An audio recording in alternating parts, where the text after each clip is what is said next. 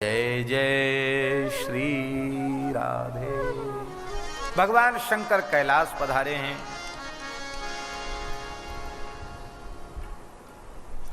बड़ा पवित्र चरित्र है।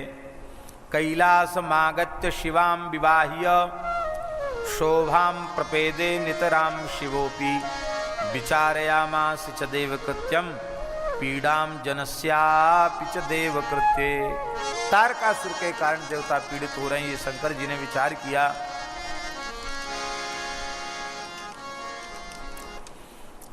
दिव्य 1,000 वर्ष तक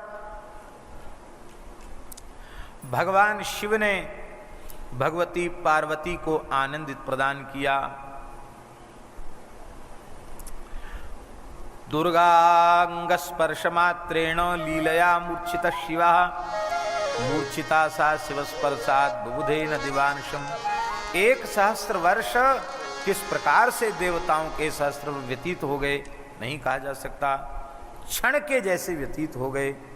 देवताओं ने ब्रह्मा जी से प्रार्थना की, महाराज तारकासुर का उपद्रव बढ़ता चला जा रहा है, भगवान शिव के कोई संतान अब तक नहीं हुई है, क्या करें कैसे करें। तब भगवान ने कहा चिंता मत करो। ब्रह्मा विष्णु संपूर्ण देवता भगवान के निकट पहुंच गए और भगवान के निकट जैसे ही पहुंचे हैं भगवान शिव की स्तुति की है।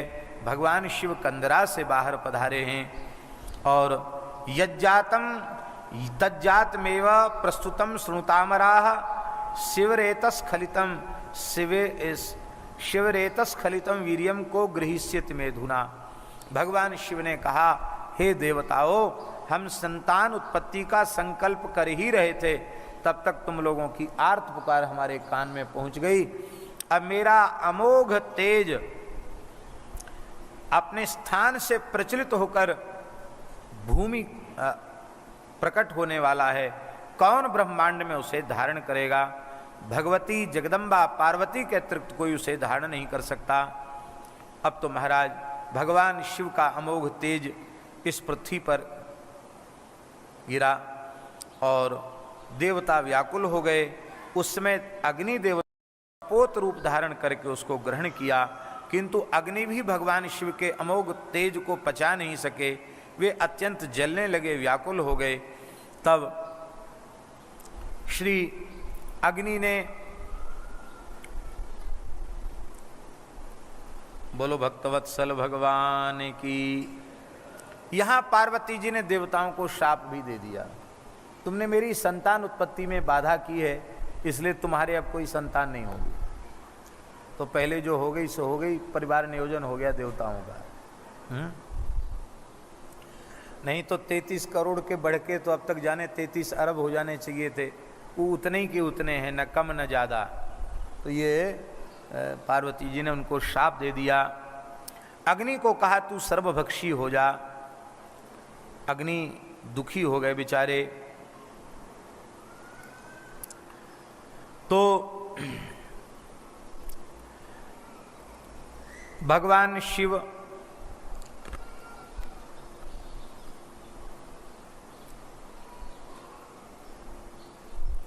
देखो, अग्नि को देवमुख कहा गया। क्या कहा गया? देवताओं का मुख अग्नि है, इसलिए अग्नि ने उसे धारण किया। इसका मतलब वो संपूर्ण देवताओं के भीतर पहुंच गया। अब देवता जलने लगे भगवान शंकर के तेज से, हाहाकार मच गया, देवता व्याकुल हो गए। भगवान शंकर की शरण में आए, प्रभु हमारी रक्षा कीजिए।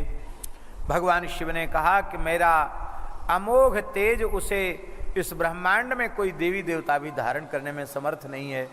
तब देवताओं ने योग बल से उसका वमन किया। वो अत्यंत दिव्य स्वर्णिम आभा वाला तेज भूमि पर गिरते ही पर्वताकार हो गया, अंतरिक्ष का स्पर्श करने लग गया।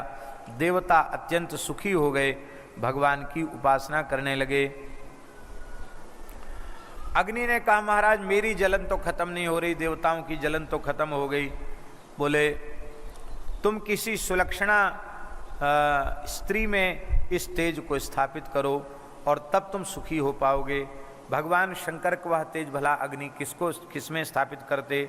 एक बार अग्नि प्रचंड हो रहे थे और कुछ पतिव्रताएं सप्तऋषियों की पत्नियां, वे माघ महीना था, स्नान करके गंगा जी में आ रही थी, ठंड से ठिठुर रही थी।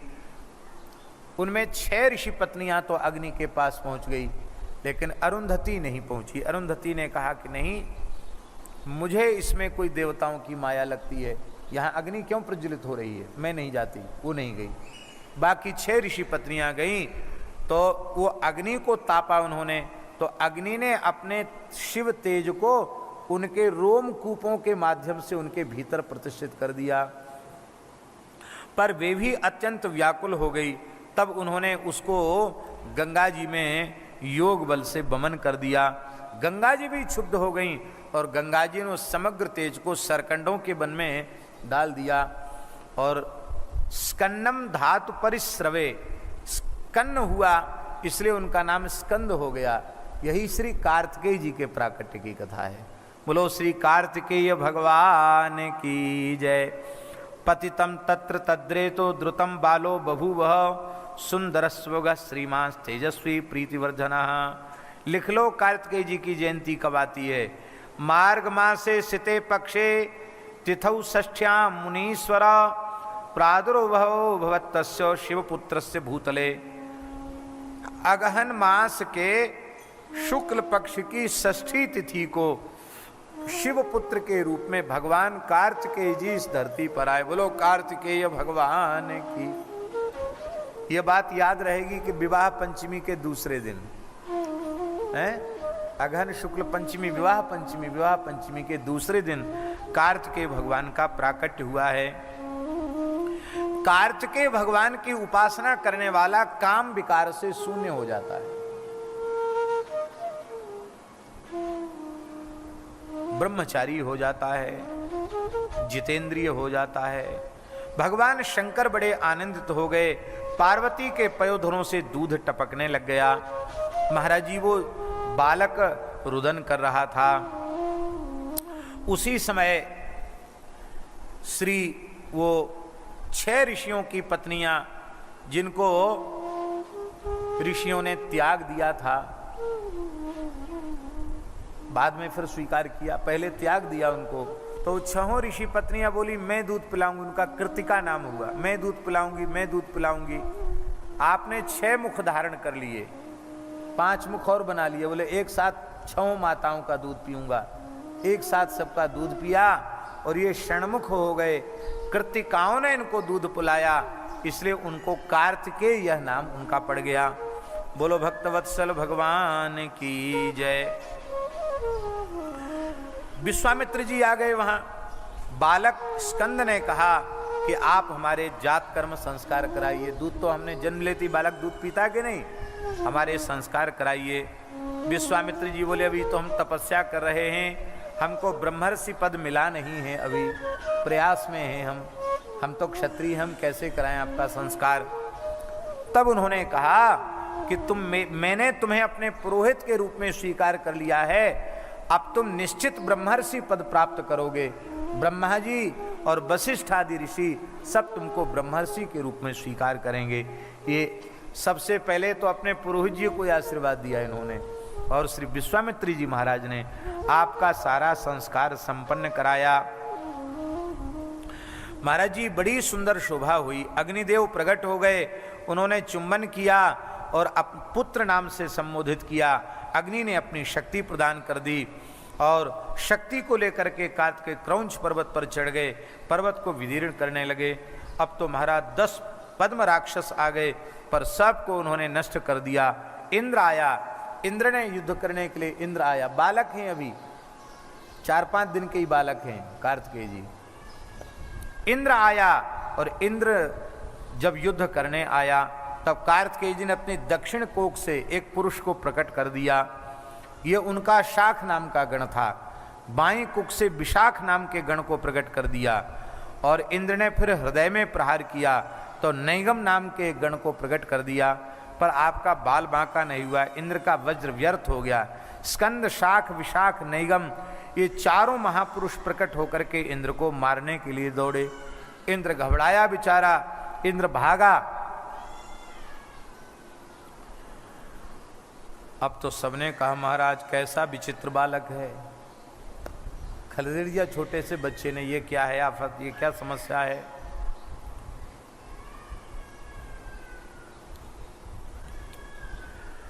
कार्तिकेय जी की माताएं कृतिका भी मानी गई, पार्वती भी मानी गई, गंगा जी भी माता मानी गई, धरती भी माता मानी गई।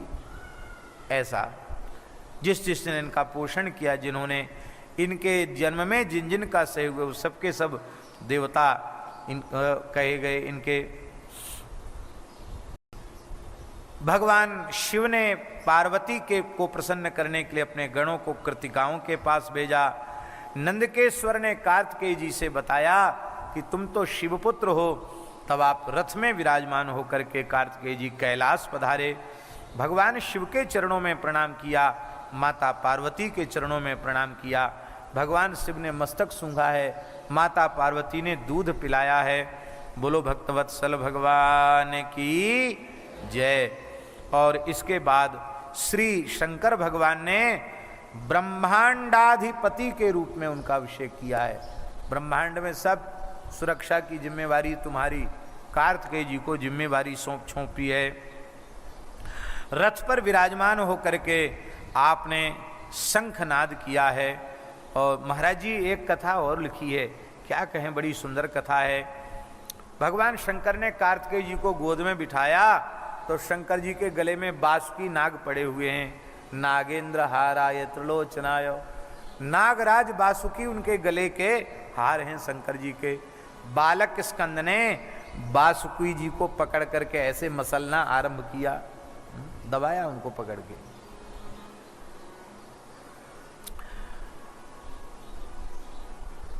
बेचारे नागराज बासुकी भी कुछ नहीं कर सके, परेशान हो गए।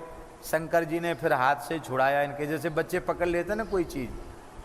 ब्रह्मा जी बोले चलो कोई बात नहीं, बालक को हमारी गोद में दो। तो महाराज ब्रह्मा जी की दाढ़ी पकड़ के खींचने लगे। तब शंकर जी ने बड़े प्रेम से उनको छुड़वाया। ऐसी विलक्षण विलक्षण सुंदर लीलाएं हैं। ब्रह्मा जी ने यज्ञोपवीत दिया, वेद और वेद माता गायत्री ने कमंडल दिया, ब्रह्मास्त्र दिया, शत्रुनाशिनी विद्या प्रदान की।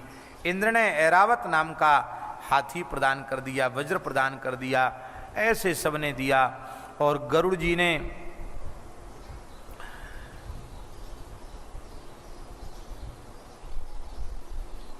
चित्रबरहण नामक अपना पुत्र वाहन के लिए प्रदान किया।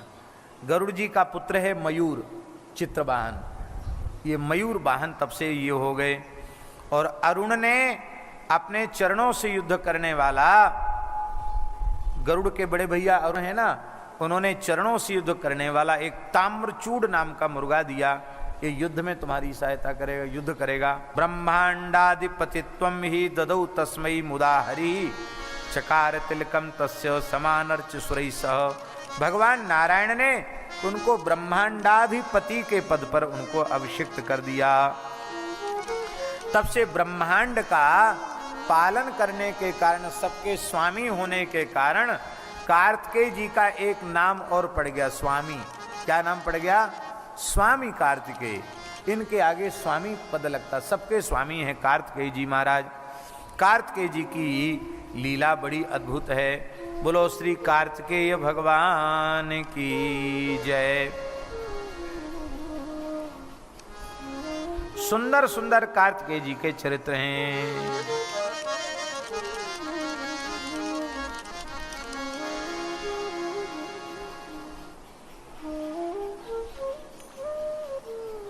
देवताओं की गर्जना सुनकर के तारकासुर अत्यंत क्रोध में भर गया। बड़ी भारी सेना लेकर के तारकासुर आया। भयंकर युद्ध हुआ। भगवान कार्तिकेय ने बड़ा भारी पराक्रम दिखाया। देवराज इंद्र आदि देवता सब परास्त हो गए तारकासुर से। अंत में कार्तिकेय जी ने भयंकर युद्ध किया और युद्ध करके जो शक्ति उनको उनके हाथ में है, अपनी शक्ति को लेकर के संकल्प किया कि अब तारकासुर का वध हो जाए, और उस शक्ति के द्वारा तारकासुर का वध किया। दैत्य चारों ओर भाग गए और संपूर्ण देवताओं ने भगवान कार्तिकेय की विजय का उत्सव मनाया। शिवाशिव तथा कार्तिकेय की स्तुति की है। बोलो श्री कार्तिकेय भगवान की जय। कार्तिकेय ने बाण, प्रलंब आदि असुरों का भी वध किया। जो श्री कार्तिकेय जी के पावन चरित्र का श्रवण करता है उसके संपूर्ण मनोरथ पूर्ण हो जाते हैं। महेश्वर के 3 लिंग कार्तिकेय जी ने स्थापित किए हैं। एक का नाम प्रतिज्ञेश्वर है, दूसरे का नाम कपालेश्वर है और तीसरे का नाम कुमारेश्वर है। ये 3 शिवलिंग स्थापित किए आपने।